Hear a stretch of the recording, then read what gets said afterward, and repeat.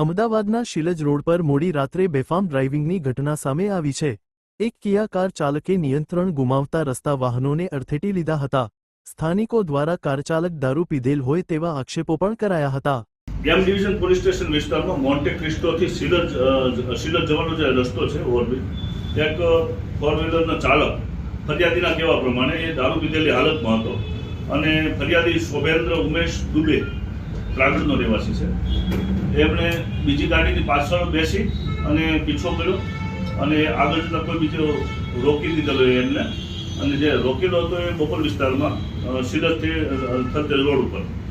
તો આરોપીની ગાડી હતી 18 GJ18 BP 0990 અને એનો ચાલક હતો એ નિશ્ચિત શાહ હતો। અને આ જે ફરિયાદી છે, ફરિયાદીને એમણે ઢીંચણના ભાગે અને કપાળના ભાગે વગાડ્યું છે અને એની ગાડીને 25,000નું નુકસાનનું એમને લખાયું છે।